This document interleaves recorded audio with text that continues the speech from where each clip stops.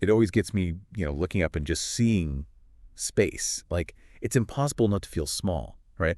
And the sources we have this time, they actually start off with that same idea, all the stuff we don't know about the universe, the crazy things that must be happening out there. So I guess what we're doing today is kind of cutting through that, using what you sent us to explore some of those really mind-bending parts of space. It's like a curated tour of the cosmos, I guess. Pulling out the really big ideas, the stuff that makes you think, without having to get bogged down in all the technical jargon. Exactly. So where are we actually headed on this cosmic tour? Well, first stop is going to be our own backyard, or I guess beyond the backyard, the edge of the solar system and the probes that have gone further than anything else. Then we'll swing by our nearest neighbors in the galaxy, especially Alpha Centauri, always a fascinating system. And rogue planets, we have to talk about rogue planets. And then going bigger, out to Andromeda, that giant spiral galaxy. And then I don't even know how to describe this, the emptiness of space itself, the voids. All of this, by the way, comes from the information you gave us. Okay, so ready to launch. Let's talk about those spacecraft that have dared to cross the solar system's frontier. What's amazing about these missions is just how long they've been going, how much they've shown us over decades. We have, as you pointed out in your material, 5 spacecraft that have traveled further than 50 astronomical units, which means 50 times the distance between Earth and the Sun. These are Pioneer 10 and 11, Voyager 1 and 2, and of course, New Horizons. And New Horizons, well, that's a great example because it's still active. Launched back in January 2006, it's now over 52 AU away, which that's mind-blowing. It's zipping along at 14 kilometers per second. That's like covering 3 Earth-Sun distances every year. And of course, the big target for New Horizons was Pluto and its moon, Sharon. It really gave us our first close look at those icy worlds. Right, and like a lot of probes traveling that far out, it used a really clever trick, a Jupiter gravity assist. Basically, flying by Jupiter in just the right way uses the planet's gravity to slingshot the probe outwards, increasing its speed significantly without needing to carry more fuel. And as a bonus, of course, we got some amazing data on Jupiter and its moons along the way. Even the first video of a volcano erupting on Io, those moons are so dynamic. Total bonus. So then it went on to Pluto, got there in 2015, and completely changed how we think about this dwarf planet. Those incredible photos, maps of the surface, measurements of its magnetic environment, and even data on its atmosphere, which is more complex than we thought. It looked for any undiscovered moons hiding around Pluto, and even helped refine our understanding of its orbit. Amazing stuff. And New Horizons didn't stop at Pluto. It kept going deeper into the Kuiper Belt, that region beyond Neptune full of icy objects. We got to see Quasar up close and then Cherenkov, which, well, it has a really interesting shape, let's just say that. It even managed to measure the distances to Proxima Centauri and Wolf 359, those nearby stars, really pushing the limits. But every mission has its limits, even a groundbreaking one like this. New Horizons is powered by what's called the radioisotope thermoelectric generator, and that's expected to start producing less power around 2026. So eventually they'll have to start shutting down instruments. By 2038, it'll be around 100 AU out, and that's likely when it goes completely silent. It'll keep going, though, forever on what's called a hyperbolic orbit, which means it's not coming back. And you mentioned Pioneer 10 and 11. They were the first to reach these distances, and they met a similar fate. Pioneer 10 was actually the very first to cross that 50 AU mark. That was way back in 1972. It got out to 127 AU, traveling at about 12 kilometers per second. Amazing. Its primary mission was Jupiter, and it got there after over 600 days of travel. We got those first images of Jupiter and its moons, which was groundbreaking at the time, and crucial data on its atmosphere and magnetic field. And one of the big discoveries from Pioneer 10 was that Jupiter actually radiates more than twice the heat it receives from the sun. That tells us a lot about what's happening deep inside gas giants. Sadly, we haven't heard from Pioneer 10 since 2003. It's out there, silently drifting. And Pioneer 11, well, it took a similar path, using Jupiter as a gravity assist to reach Saturn. It was Pioneer 11 that gave us the first detailed measurements of Saturn's magnetic field and sent back the first close-up photos of the planet, its rings, and some of its moons, including Titan and Mimas. Now it's estimated to be around 106 AU away. We lost contact with Pioneer 11 even earlier, back in 1995. These two missions were real trailblazers. They set the stage for the Voyagers, which took the exploration of the outer solar system to a whole new level. Oh, absolutely. Voyager 1 launched in September of '77. It was originally planned for Jupiter and Saturn. Just an unbelievable success story. I mean, where do you even start? It discovered new moons around Jupiter, showed us the details of Jupiter's rings, captured those incredible eruptions on Io, and it confirmed that the Great Red Spot, that giant storm, is persistent. The amount of data, the images it sent back about Jupiter and its moons, Just unprecedented. And Voyager 1 didn't stop there. It went past Neptune. It's still sending back data about the interstellar plasma it's traveling through. It's gone through the Kuiper Belt, through the heliopause, which is where the sun's influence starts to fade. Right. And it's now moving through the scattered disk on its way, we think, towards the Oort cloud, which is this vast spherical region of icy objects that's thought to surround our solar system. This is the farthest human-made object, the fastest spacecraft leaving our system. Yeah. Just incredible. What's really important is that Voyager 1 gave us the first direct measurements of the heliopause, that boundary between the solar wind and the interstellar medium. Understanding that, how particles and magnetic fields interact at that scale, it's key to understanding the bigger picture of cosmic environments. It's expected to run out of power around 2025, but before that, it's projected to reach the Oort cloud in about 300 years, and then take something like 30,000 years to actually cross it. And far, far into the future, maybe 40,000 years from now, it might even pass relatively close to the star Gliese 445. That would be incredible. Voyager 2 launched just a little bit earlier in August of '77. It also used Jupiter for a gravity assist. But its targets were Saturn, Uranus, and Neptune. It was Voyager 2 that gave us the first strong evidence for subsurface oceans on Ganymede and Europa, two of Jupiter's moons. Really exciting stuff when you think about the possibility of life beyond Earth. It is. At Saturn, it measured the planet's temperature, mapped its magnetic field, really complex magnetic field, and found a few new moons, of course, and more amazing images of Saturn and its rings. But the real highlights were Uranus and Neptune. I mean, Voyager 2 is the only spacecraft to have ever visited those ice giants.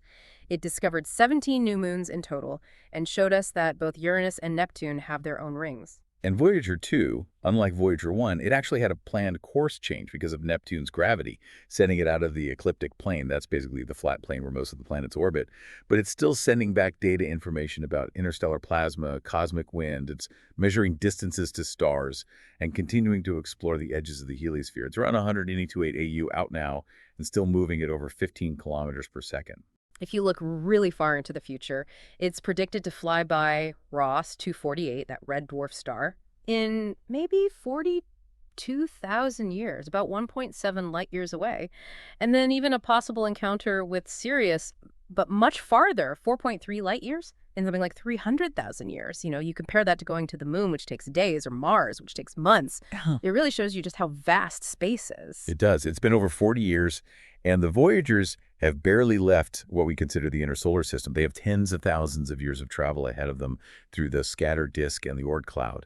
It really makes you think about the challenges of interstellar travel, the distances involved. We have the Parker Solar Probe, which is going to reach incredible speeds, almost 200 kilometers per second as it flies around the sun, but that's because of the sun's gravity. It's never going to escape. In fact, it'll eventually be destroyed by the sun. And that points to a big limitation we have right now.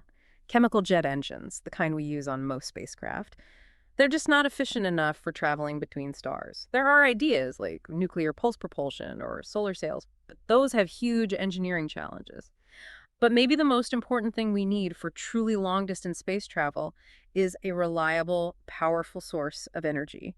Right now, probes like the Voyagers use those radioisotope thermoelectric generators, which are great, but they decay over time. Even the International Space Station, with its huge solar panels, it needs a lot of power just for life support. Exactly. A mission to another star system, it could take decades, centuries, maybe even longer. And for most of that time, it'll be traveling through interstellar space, which is basically empty. No sunlight. The light from other stars is incredibly faint at those distances. So how do you power something like that? Where do you get the energy?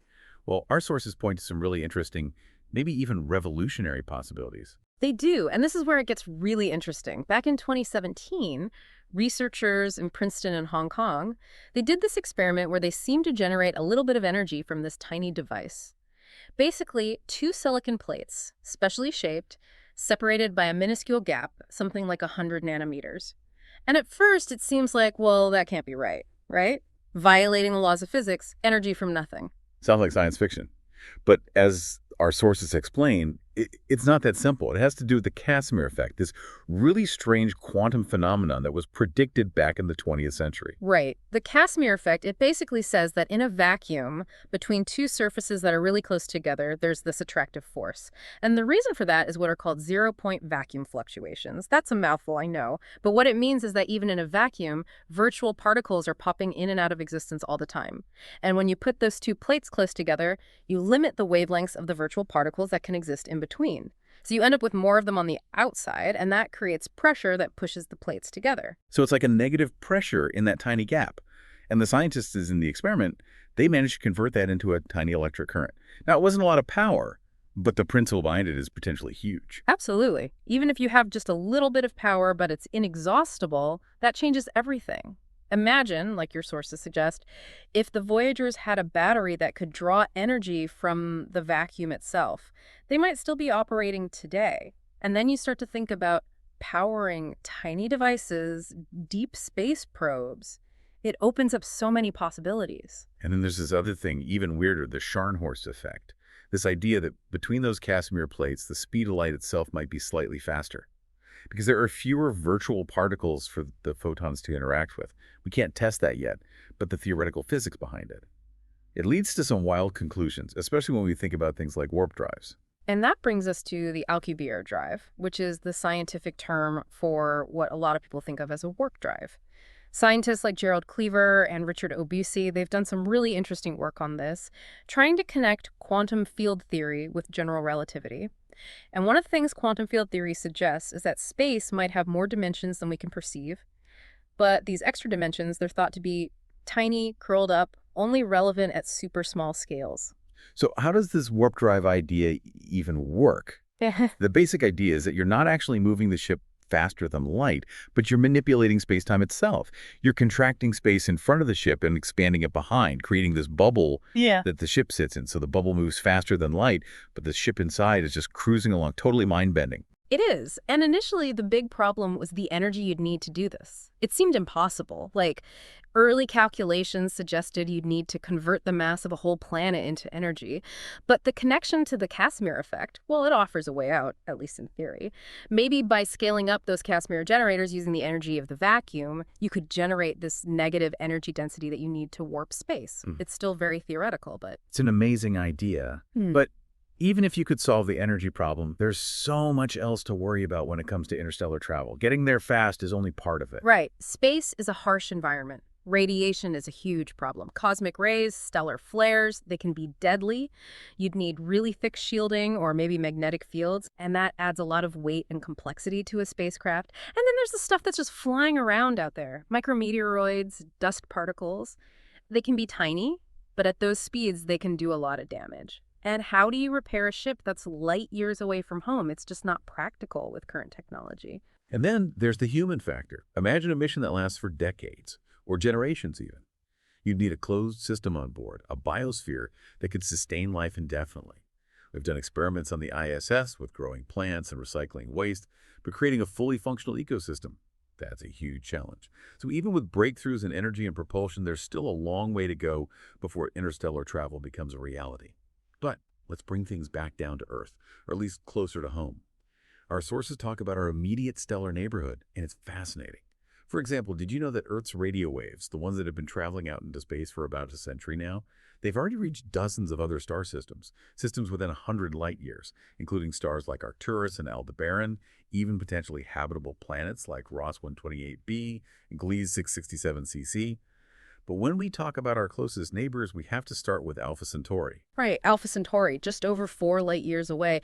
And what makes it really interesting is that it's not just one star, like our sun, it's a triple star system.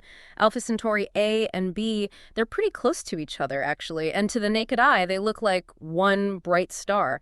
And then there's Proxima Centauri, which is a red dwarf star, much smaller and fainter, and it's a bit farther away from the other two. So let's break it down. Alpha Centauri A, that's the biggest, most massive, brightest of the three. It's a main sequence star, a lot like our sun, just a bit bigger and more massive. Its surface temperature is similar to the sun, but it actually puts out about 1.5 times more energy. There haven't been any confirmed planets around Alpha Centauri A yet, but there was some data from infrared observations back in 2021 that hinted at something. It could be a planet maybe 9 to 35 times the mass of Earth, orbiting at roughly the same distance as Earth orbits the sun, so its year would be about the same length as ours. But this needs more observation, maybe with the James Webb Space Telescope to be sure. And then there's Alpha Centauri B, sometimes called Tolan. It's also a main sequence star, but smaller and less massive than the Sun, and a bit cooler too, so its light is more orange compared to the yellow-white of Alpha Centauri A. It's less luminous, about half as bright as the Sun, but it's known to be more active, putting out more X-rays and having bigger flares. There was a claim of a planet around Alpha Centauri B back in 2012, but it turned out to be a mistake, a mathematical error in the analysis. And then the star everyone's been talking about lately, Proxima Centauri, it's that red dwarf, and it's so much smaller than both Alpha Centauri A and B. Only about 12% the mass of the Sun and about 1/7 the radius. Its surface is much cooler, it has a reddish color, and it's incredibly faint, like a tiny fraction of the Sun's brightness. What's really cool is that it's the closest star to us at just over 4 light years away. And it's actually getting a little bit closer over time, but it's so faint you can't see it without a telescope. It's also pretty far away from Alpha Centauri A and B, orbiting them at a huge distance, taking hundreds of thousands of years to complete one orbit. And Proxima Centauri is the one that we know has planets. Proxima b, which was discovered back in 2016 and confirmed in 2020, it orbits really close to the star, much closer than Mercury is to our Sun. So its year is only about 11 Earth days long. We think it's a bit more massive than Earth, about the same size, but because it's so close to its star, which is quite dim, it only gets about 2/3 of the energy that Earth gets from the Sun. So its surface temperature is probably pretty cold. It's also likely tidally locked, which means one side always faces the star. And red dwarfs, they're known for having a lot of flares and throwing out a lot of radiation, which could strip away any atmosphere Proxima b might have. There's also Proxima C, confirmed in 2020, and it orbits much farther out than Proxima b. Its year is much longer, over 5 Earth years. It's quite a bit more massive than Earth, maybe 6 to 8 times.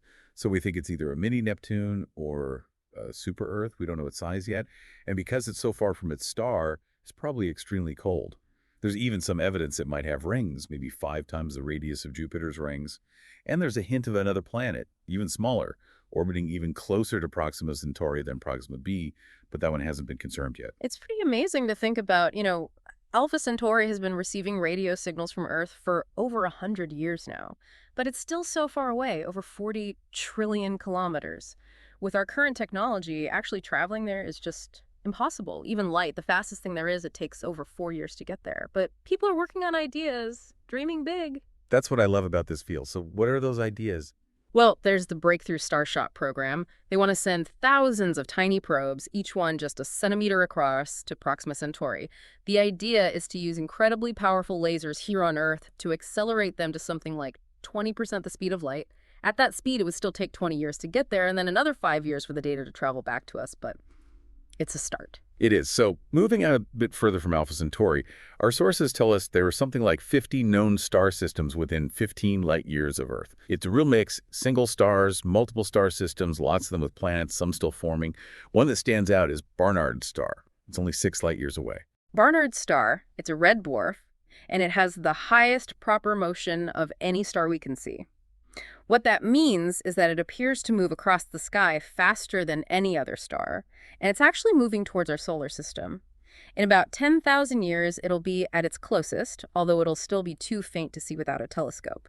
It's much smaller than our Sun, cooler, and much, much fainter. There's a possible planet around it called Barnard's star B, which might be what we call a cold super-Earth. It orbits much farther away than Earth orbits the Sun, so it gets very little energy from its star. That means it would be incredibly cold on the surface. But there's been speculation that it might have a subsurface ocean, kept liquid by internal heat, either from tidal forces or radioactive decay. Because it's relatively close and moving towards us, Barnard's star is considered a high-priority target for future interstellar missions. It's really interesting to contrast Barnard's star with Sirius. Sirius is the brightest star we see in the night sky. It's about 8.6 light years away. And while it looks like one star, it's actually a binary system. Yeah, Sirius A is a bright blue-white star, much more massive than the Sun, larger, hotter, and way brighter. Its companion, Sirius B, is what we call a white dwarf. That's what happens when a star like our Sun runs out of fuel. It collapses down into this really dense object. Sirius B is incredibly hot, but because it's so small, it's actually much fainter than Sirius A. We haven't found any confirmed planets around Sirius yet, Maybe because the system is relatively young, maybe because of the angle of the orbits, or maybe even because Sirius B, when it was going through its red giant phase, it might have disrupted any planets that were there. The two stars orbit each other every 50 years, and the whole system is getting closer to Earth. In about 60,000 years, it'll be at its closest point, about 7.5 light years away, and then it'll start moving away again. Eventually, Sirius A will run out of fuel too, and it'll go through the red giant phase and become a white dwarf as well. It's the circle of stellar life. It really is. Our sources also talk about Wolf 1061, another red dwarf star about 14 light years away. It's too faint to see with the naked eye, but it has its own interesting story. Wolf 1061 has at least 3 planets that we know of, and they're all rocky. The closest one, Wolf 1061b, it orbits so close to its star that its year is only 5 days long. It's probably tidally locked with one side always facing the star, so it's super hot on one side and super cold on the other.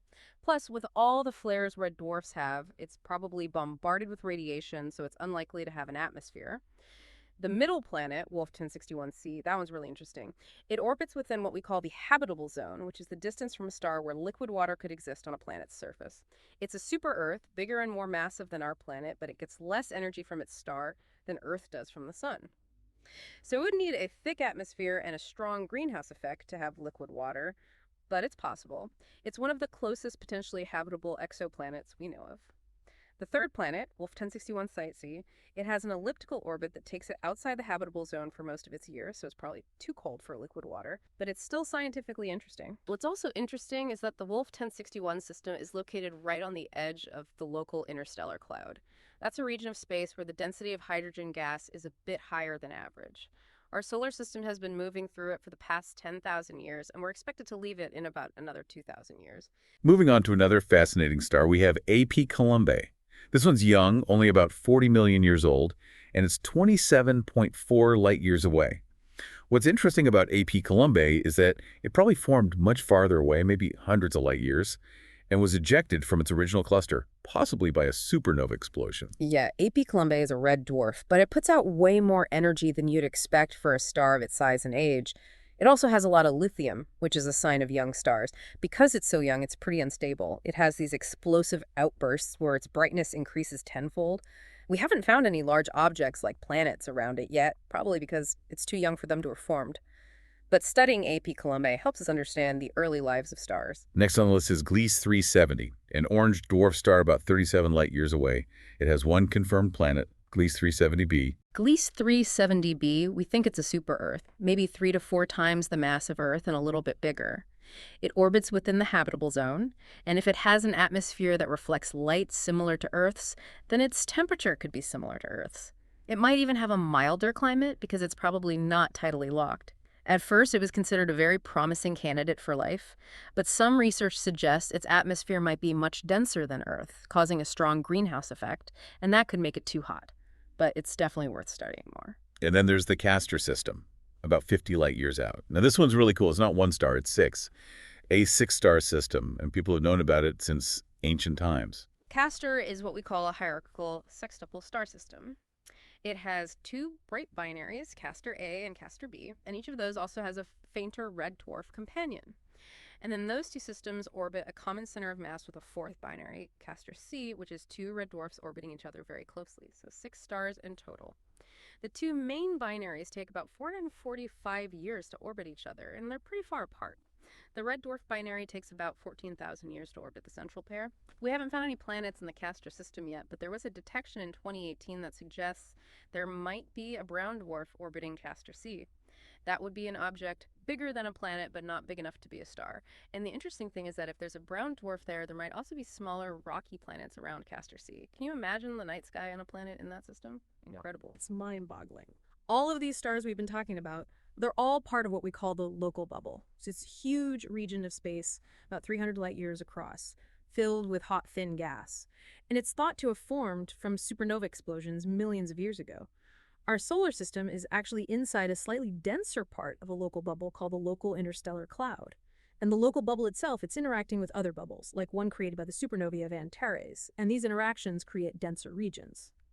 Our solar system is expected to reach the edge of one of these neighboring bubbles in tens of millions of years. But now, let's leave the stars behind for a moment and talk about something really mysterious.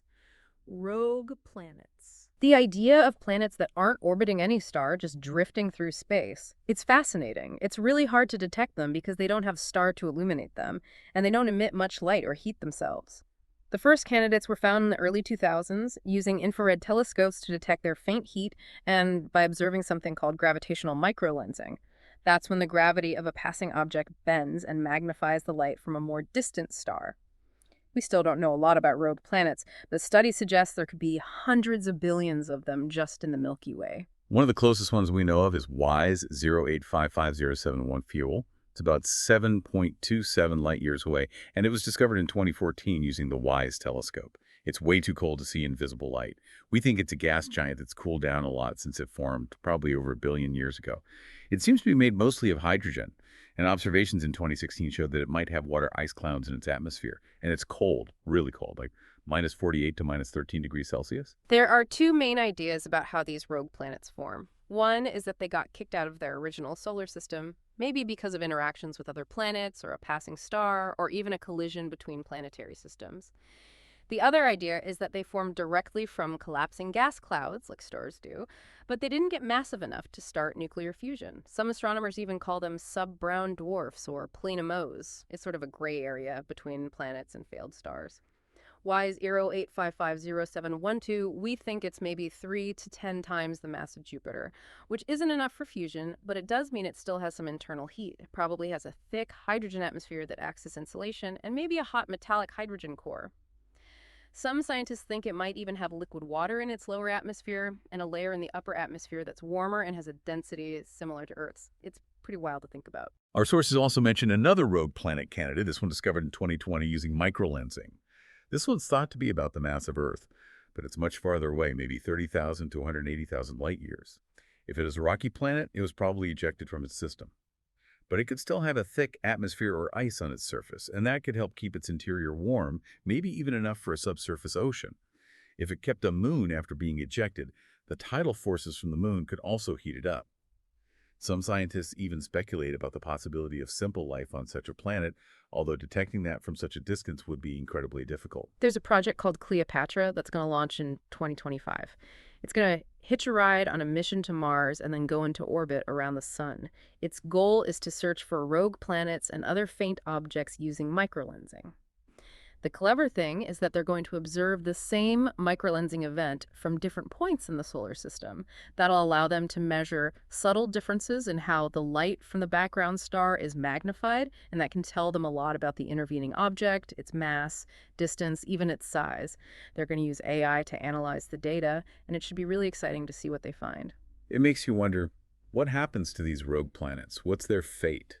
The chances of them being captured by another star are tiny because space is just so vast. Most likely they'll just keep drifting, getting colder and colder for billions of years. Maybe eventually they'll fall into a black hole or be destroyed in some kind of cosmic event, and whatever secrets they hold will be lost forever. And speaking of black holes, let's talk about those. Objects so dense that not even light can escape their gravity. Black holes, they're incredibly hard to find because they don't emit any light. But we can infer their existence from how they affect things around them and from theoretical models. Astronomers estimate that there could be as many as 100 million black holes in our galaxy alone. That sounds like a lot, but it's still a tiny fraction of the hundreds of billions of stars in the Milky Way. For a star to become a black hole, it has to be really massive, at least 18 to 20 times the mass of the sun. When such a star dies, it explodes as a supernova and its core collapses into a black hole. And the boundary of a black hole is what we call the event horizon, which is the point of no return. Once you cross that, nothing, not even light, can escape. And at the very center, there's a singularity where all the matter is concentrated and our understanding of physics breaks down. One of the closest black holes to us is called A062000, or V6 Monocerotis. It's about 3,300 light years away and is part of a binary system, orbiting a star that's an orange dwarf, about half the mass of our sun. They orbit each other incredibly fast every 7.75 hours. And what's interesting is that we can't see the black hole itself, but we know it's there because of how it affects the orange dwarf. That's how we find most black holes, actually. In this case, the black hole is pulling material from the orange dwarf, and this material forms a hot swirling disk around the black hole, what we call an accretion disk. As the material spirals inward, it gets heated up to incredibly high temperatures and emits a lot of radiation, including X-rays. That's how we first detected V616 Monocerotis, and there are other stars nearby, some with planets, that could end up as fuel for the black hole in the future. How a black hole interacts with other objects, it depends on how massive it is and how close those objects get. The closer you get and the more massive the black hole is, the stronger.